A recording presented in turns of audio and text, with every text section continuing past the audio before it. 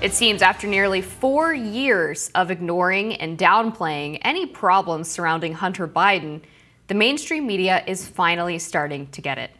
This week, the New York Times broke the story that Hunter Biden sought State Department help for Ukrainian company Burisma while his father was vice president.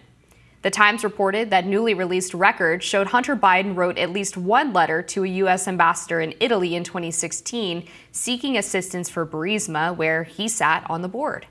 But the mainstream media hasn't always been so willing to report on Hunter Biden.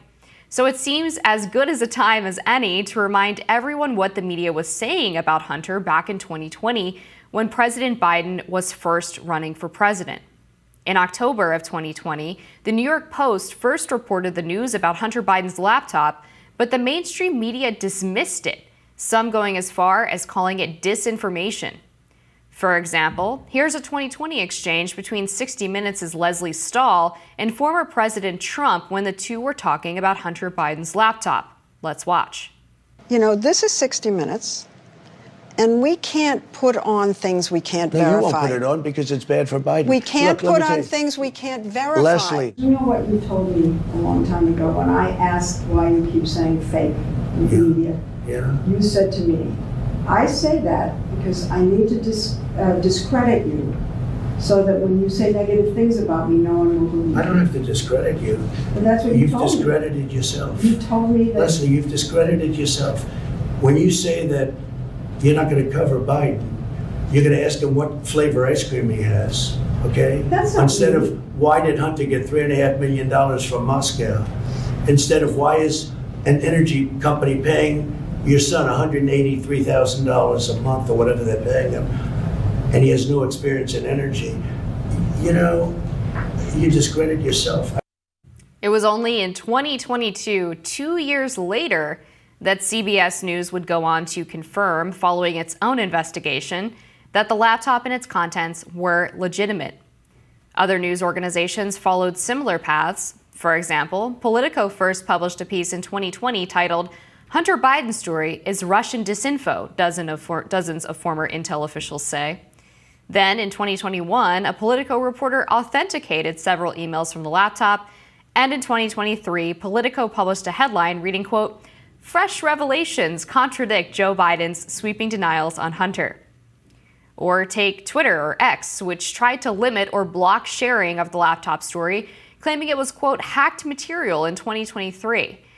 Or in 2023, rather, Twitter executives testified before a House committee saying they made a mistake in their handling of the story. And this is how President Biden himself talked about his son in the laptop saga in a 2020 debate. Let's watch. There are 50 former national intelligence folks who said that what he's accusing me of is a Russian plant. They have said that this has all the five former heads of the CIA, both parties, say what he's saying is a bunch of garbage.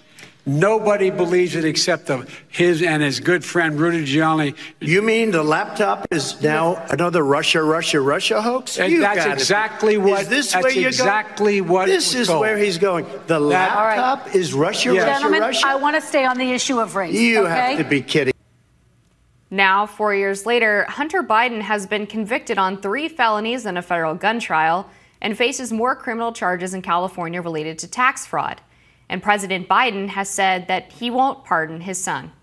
What a turn of events, Jessica. Yeah, watching that back's crazy. It is crazy. I mean, we talk about it a lot on this show, especially from the perspective of the big tech companies censoring the New York Post for running that story in the first place. But actually seeing the clips back and just how much this was really swept under the rug by the media is very disturbing. I mean, it's even worse than I remembered. And they did a huge disservice to the American people. I mean, remember, this happened right before the election. This was in October of 2020. This was sort of the October surprise that people always talk about in politics.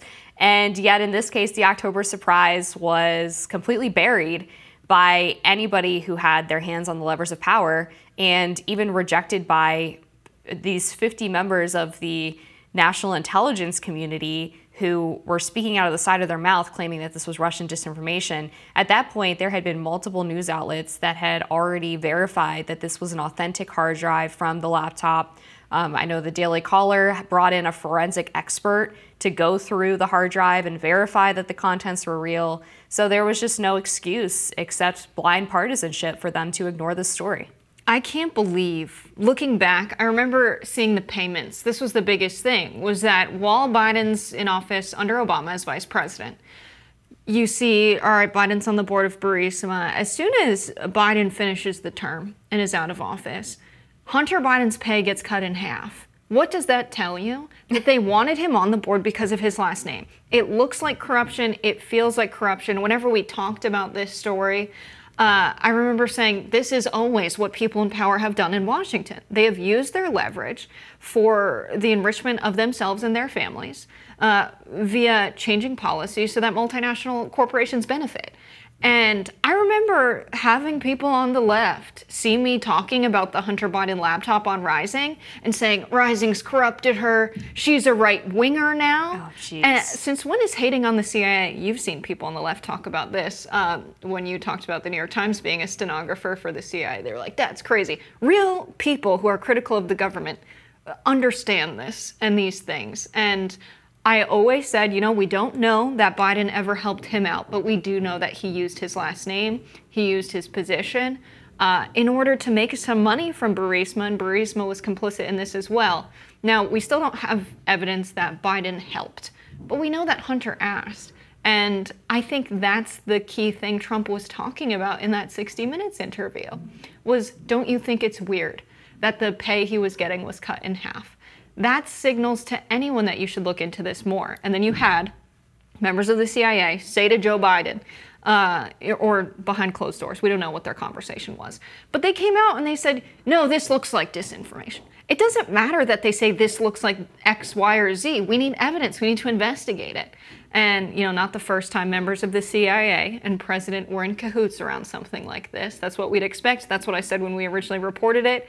And I feel like so many people owe apologies to those who were reporting on this while it was happening. Yeah, you're exactly right. I mean, they were really dragged through the mud. They were completely smeared, and it was a sight to behold, I'll say that. And since then, we've had this congressional committee that's been tasked with investigating the alleged Biden family corruption, and there has not been the smoking gun to say that, you know, there's a video of Joe Biden saying, get me that money from Burisma. But there's been a lot of circumstantial evidence that would suggest that he, at the very least, was aware of what was going on, even if he wasn't directly involved with it. We had Devin Archer indicating in sworn testimony that Hunter Biden would often call his father while he was sitting in business meetings so that he could show that he had access to the vice president. We had Tony Bobolinsky say that he discussed these business deals with Joe Biden and other members of the Biden family on several occasions, even sharing text messages from people who were involved in these China deals with CEFC, where they said, just don't mention anything in person that Joe is involved.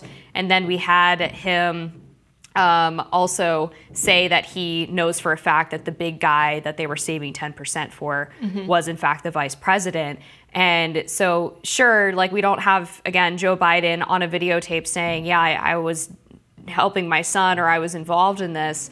But I think at the very least you have to say that he knew what his son was up to and didn't do anything to stop it. And that in itself is a problem if you are a vice president of the United States. And people forget, too, former President Donald Trump was impeached for asking about this on a phone call with the Ukrainian president, Volodymyr Zelensky, years before the Russia-Ukraine war started, and asking them to help him investigate this alleged corruption. And it feels like 10 lifetimes ago, and yet this is still being investigated by that House committee. So they haven't turned anything up in a while, but it's just hard to believe how much was really ignored and sideswept by the media and the Democratic Party. And how things changed over time with this story. It was like you have Biden dismissing it there on the debate stage, saying this is a Russia thing. Then Trump saying, oh, it's just Russia. It's Russia, Russia, Russia, really again. Looking back on it, you know, I'm on Trump's side in that exchange. It's very weird to see him be like, oh, really? This is how you're playing it? Relying on old CIA guys just saying it's Russia instead of addressing this directly, which is what they should do.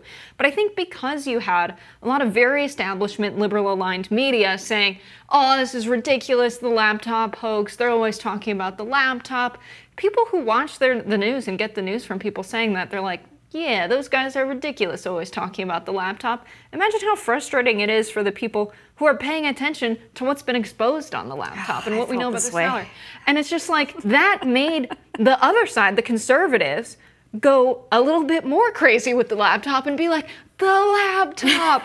And like watching it from the outside was so crazy as an independent and on a news show like this, where we just focus on what the information was, and we're like, yeah, corruption happens all the time, but this is weird, but maybe Biden wasn't involved. The truth is always somewhere more nuanced and more in the middle than how the media spins it on mainstream networks. And we also had this situation where when some of the business deals that Hunter Biden was involved with, as well as his failure to register as a foreign agent, started being investigated, specifically because the IRS was looking into his failure to pay taxes, which would open them up to being able to look at all of the money that he was making from these foreign business schemes.